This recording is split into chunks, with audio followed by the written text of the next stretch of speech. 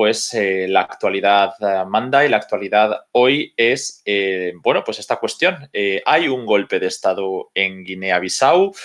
Si recordáis, hace unos pocos días ya hicimos un directo en el que hablábamos directamente de intento de golpe de Estado en Guinea-Bissau, que es, por cierto, la cabecera de nuestro hilo.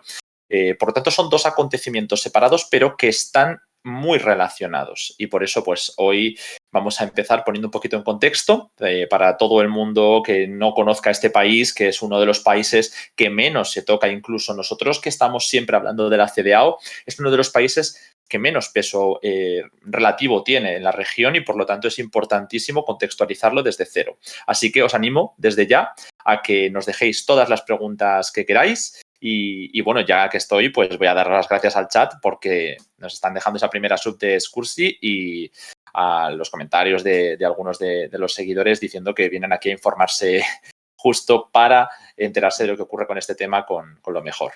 Así que nada, muchas gracias a vosotros por venir, porque creo que es el mejor contexto para poder explicarlo, más que en otras redes sociales, aquí con vuestras preguntas y nuestros comentarios. Y sin más vueltas, le voy a dar la palabra a Andrea, que nos contextualice un poco este pequeño país que veis en el mapa que aparece en pantalla y que se encuentra en África Occidental. Un poco cómo ha sido la situación política y cómo se ha llegado hasta aquí.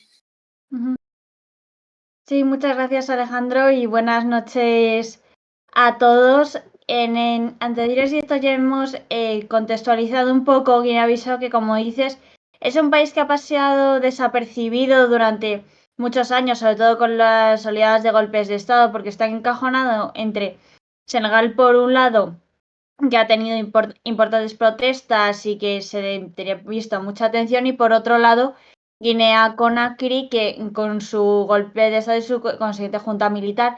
Pero sin embargo, Guinea-Bissau es un país muy interesante y que merece la pena analizar en profundidad, sobre todo por que lo que está ocurriendo ahora no es algo excepcional, sino que el país ha tenido numerosos golpes de Estado y es que realmente solo un presidente en toda su historia desde su independencia en el 74 ha conseguido terminar toda la legislatura y la terminó en el año 2019, así que podéis imaginar las inestabilidades políticas y los sucesivos golpes de Estado que ha sufrido el país. Al mismo tiempo es que es un país que tiene una situación complicada, no solo a nivel político, como ya hemos podido comprobar, sino también a nivel económico, ya que la mayor parte de su economía depende de la exportación de materias primas, sobre todo de alimentos como el anacardo, que es que realmente es como el 80% de sus exportaciones.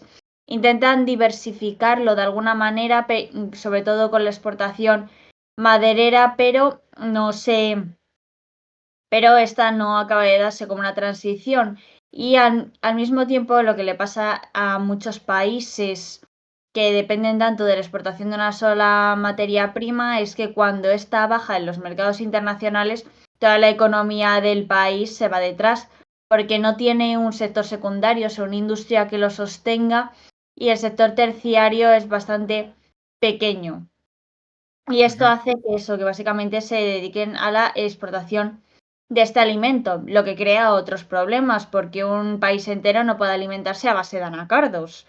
Y esto hace que tengan que importar los productos desde fuera, lo que les hace todavía más sensible a los comercios internacionales y a cuestiones como el COVID-19 y la guerra en Ucrania, en la que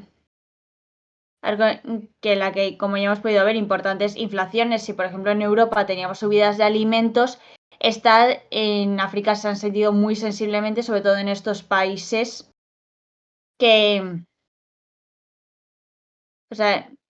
perdón, es que estoy intentando buscar el dato. Por ejemplo, en Egipto los veías subir, en Senegal también, en Guinea-Bissau han tenido como una subida de la gasolina del 100% y en los alimentos de un 47%. Así que ha sido realmente una subida que ha afectado a la población, lo que da a descontento popular y una mayor inestabilidad del país. Lo que ha ocurrido en este intento de golpe de Estado, sobre todo por los militares, es que se reportaron desde primera hora de la mañana disparos en la capital y en la que se decía que los militares estaban intentando asaltar una cárcel para liberar al ministro de Finanzas y a otro alto funcionario, los cuales estaban arrestados, acusados de malversación, o sea, de mala gestión, básicamente. La cuestión estuvo bastante confusa durante las últimas horas. O sea, digo, durante las siguientes horas.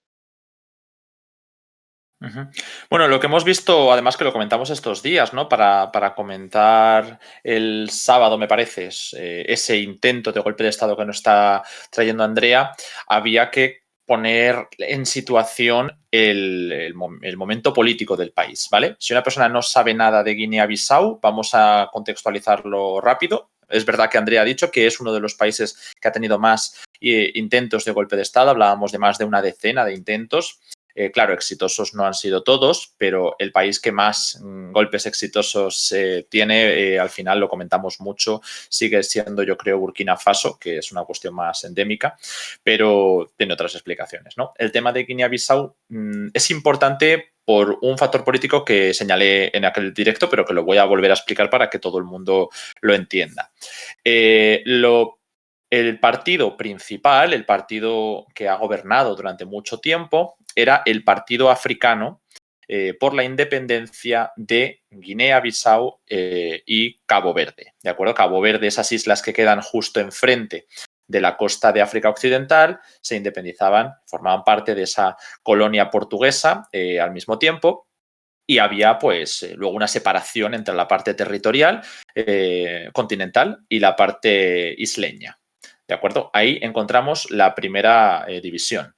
Finalmente, el partido se acabó quedando con las mismas siglas, porque ya tenía esa imagen consolidada.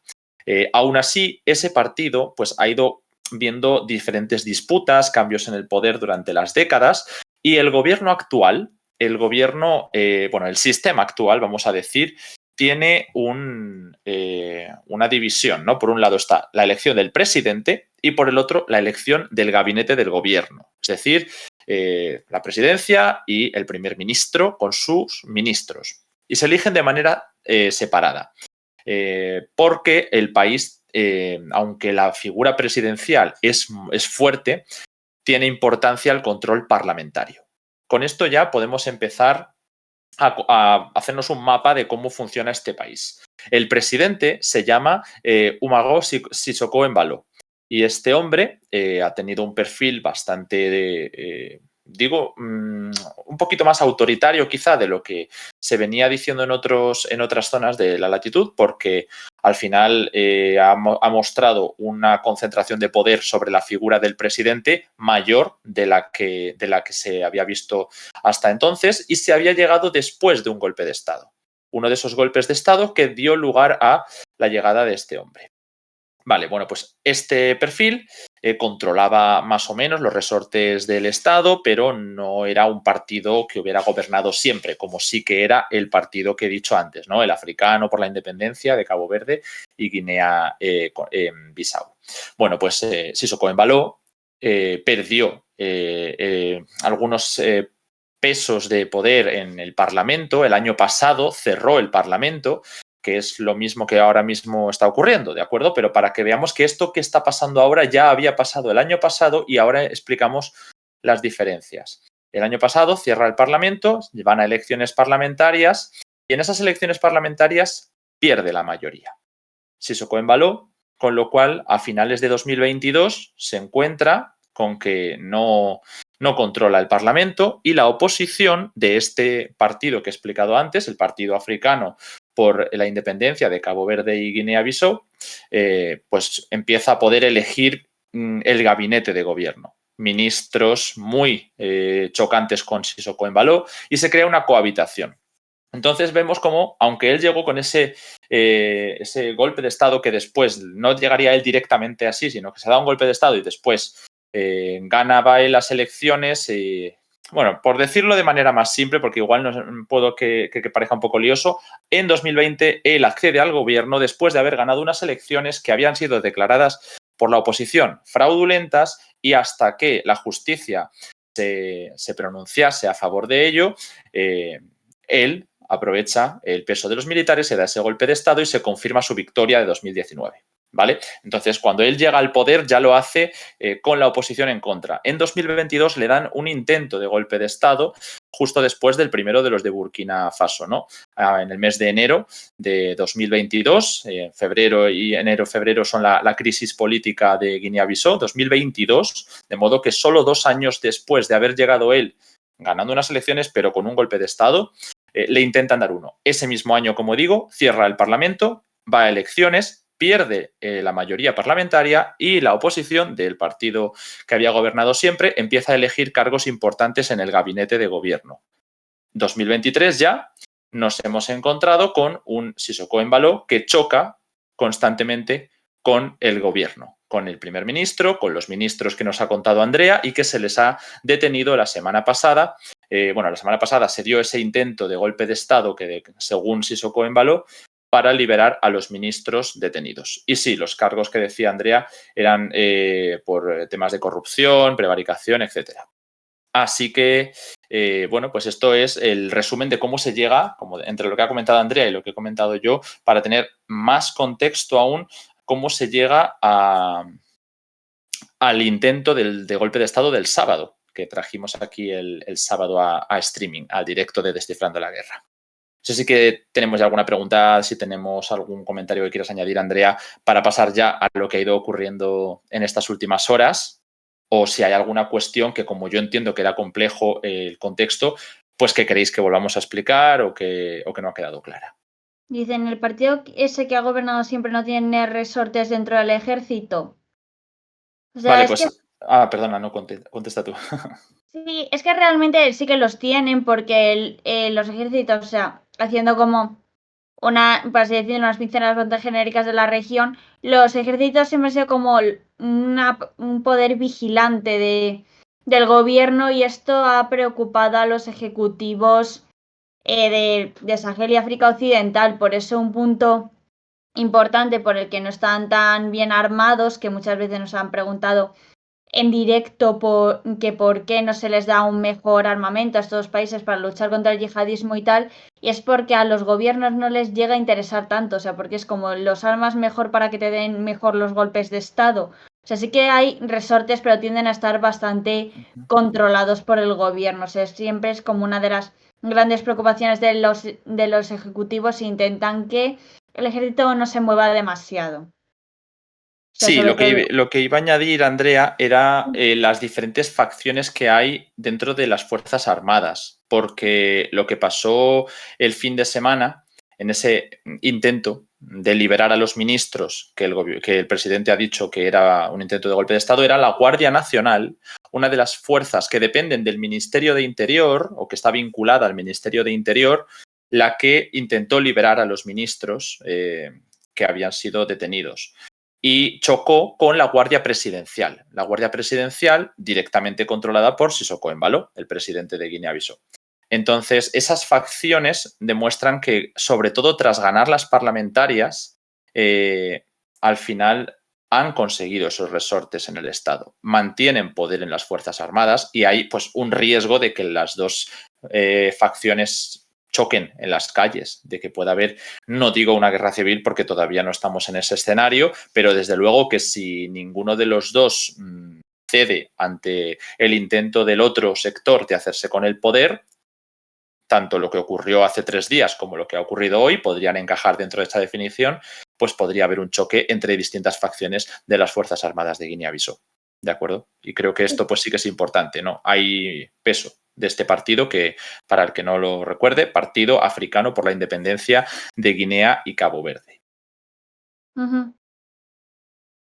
Y bueno, voy a dar las gracias ahora mismo, ya que tenemos a una nueva sub de Langeshade, a las otras subs que nos ha dejado Marta y Heroclas, que han sido ya unas poquitas para ir renovando. Recordad que hay que ir renovando las que son del mes pasado y que compraremos sale gratis a la renovación, como ahora a esta última que ha llegado. Así que gracias a todos por la sub. ¿Tenemos alguna pregunta más, Andrea? No, parece que de momento no tenemos. Vale, pues entonces si quieres vamos con lo que ha ocurrido una hoy. pregunta sí que nos que me parece interesante, que dicen, estos golpes de Estado tienen un apoyo real de la mayoría de la población o son mera propaganda. O sea, ¿cómo se puede responder todo en esta vida? Depende. Hay que ir caso por caso. Algunos sí que han tenido un respaldo mayor de la población, pero otros sí que han sido más bien una lucha entre las propias élites. O sea, por ejemplo, en Sudán, en la guerra civil, me acuerdo que fue un ejemplo bastante claro. O sea, no fue un golpe de Estado con tal, bueno, sí que derivó en guerra civil, que se intentó como instrumentalizar mucho a la población, las RSF diciendo que la gente salía a recibirlos porque estaban liberando las ciudades, luego el ejército decía que eran rebeldes y que estaban atacando, etcétera, etcétera. Luego también en otros sí que se ha dado la situación en las que había protestas en las calles por una cuestión de corrupción o aumento del coste de la vida, y que esa coyuntura era aprovechada por los militares para dar un golpe de Estado. O sea, los golpes de Estado que hemos estado viendo en estos años sí que han tenido respaldo de una parte de la población, pero no representan a todo un país, así que también hay como un elemento ahí también de narrativa. Nos han preguntado también si hay alguna diferencia entre las dinámicas de Guinea-Bissau, Angola y Mozambique. Yo, bueno, he de decir que efectivamente son la lusofonía y por lo tanto pues tienen un vínculo importante también en tema de diplomacia, inversiones, pero la realidad es que son dinámicas completamente distintas todas, o sea, no tiene nada que ver una con otra, ¿no? Además es que si fueran países más cercanos, porque la Franca África, pues no es lo mismo la dinámica de países del Cuerno de África con países de África Occidental en absoluto, ¿no? O del Magreb. Pero, por ejemplo, pues la dinámica de Mali, Burkina Faso y Níger podemos entenderla de manera más parecida. Ahora, la de Angola, Mozambique y Guinea-Bissau no tienen nada que ver, son totalmente distintas. De hecho, Mozambique tiene una cuestión que ya hemos explicado muchas veces, ¿no? Sobre la inestabilidad del norte con el yihadismo, que el gobierno no llega hasta el norte. Y bueno, Angola también ha tenido sus procesos de guerra civil y ahora es otro periodo completamente distinto. Guinea-Bissau sí tiene más que ver con los países, no tanto del Sahel, pero sí con los del Golfo de Guinea, muy vinculado. De hecho, yo hablaría de que en la anterior crisis de golpe de Estado, 2022, diría que la anterior exitosa, 2020, podemos irnos a esa elección de Sissoko Embalo, el presidente, en 2022 ya se habían dado acusaciones previas, sobre todo yo creo que el golpe de Estado de Guinea Conakry fue en 2021, ¿verdad, Andrea? Que ya no me acuerdo exactamente de la fecha, creo que el de Conakry fue en 2021.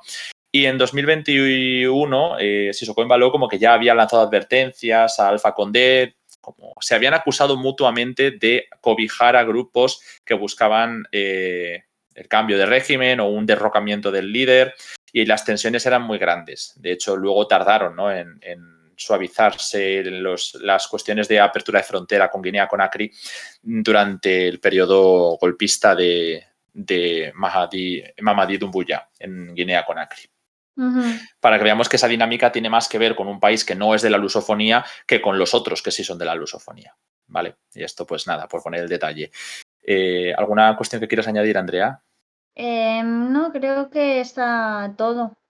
Vale, pues entonces ahora sí, si quieres, podemos pasar a comentar lo que ha ocurrido hoy, o esto en estas últimas horas. Estamos hablando del día 4 de diciembre, después de esos disparos, esos tiroteos que se reportaron en Bissau hace 2-3 días con la liberación de los ministros y el choque entre la Guardia Nacional y la Guardia Presidencial.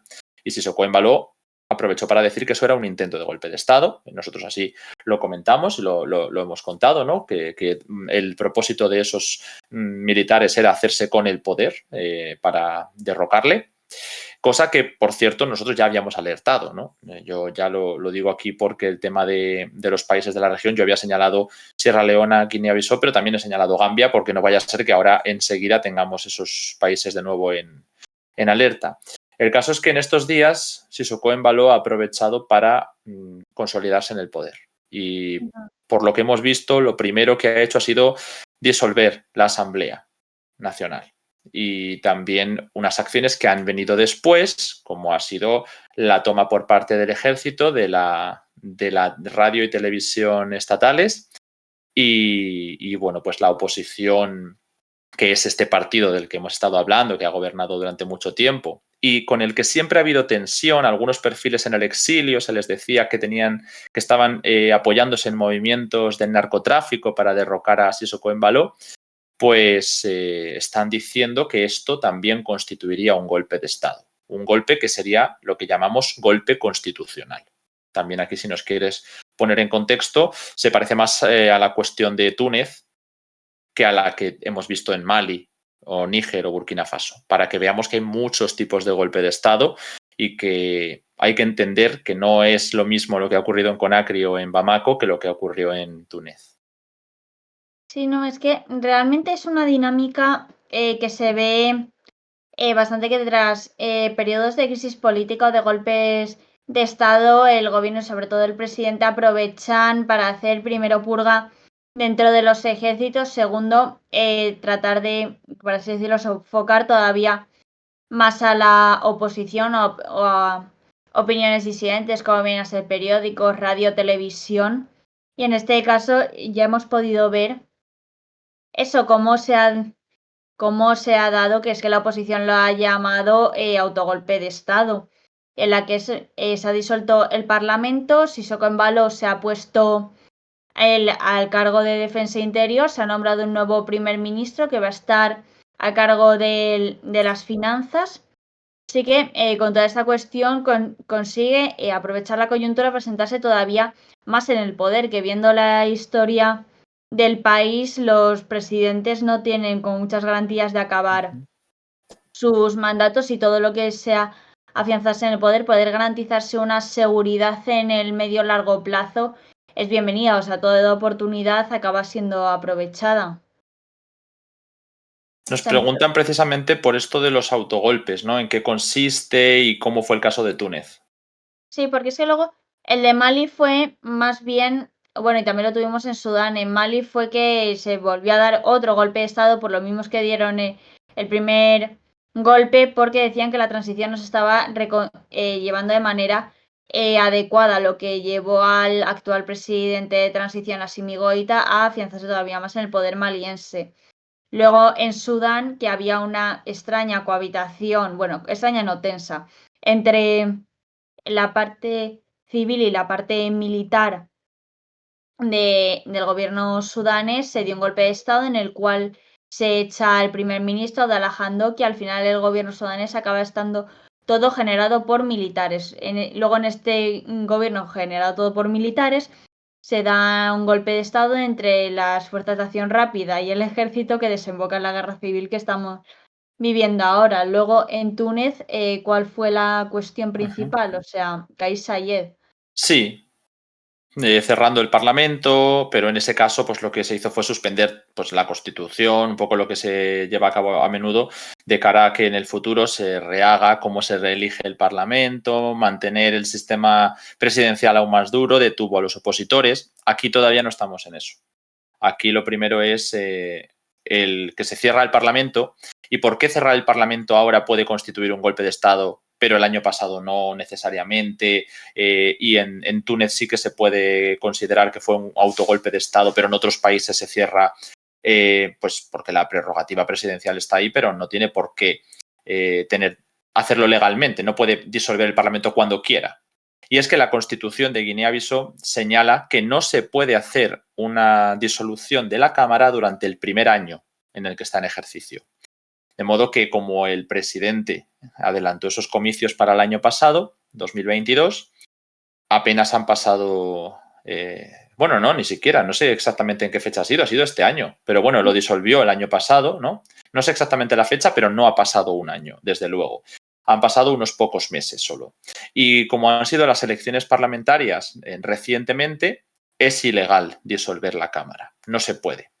Por eso, la oposición, el líder opositor, Domingos Simões Pereira, ha dicho que esto, si se llega a realizar el cierre del Parlamento, que es una forma de socavar, de subvertir el orden democrático, y podría ser un golpe de Estado constitucional. Y cuando es golpe de Estado constitucional, lo hemos explicado así, ¿no? Es aprovechar la Constitución que te da una prerrogativa para disolver la Cámara en este caso, es un poder como la presidencia disolviendo a otro, saltándose la legalidad, en este caso el legislativo,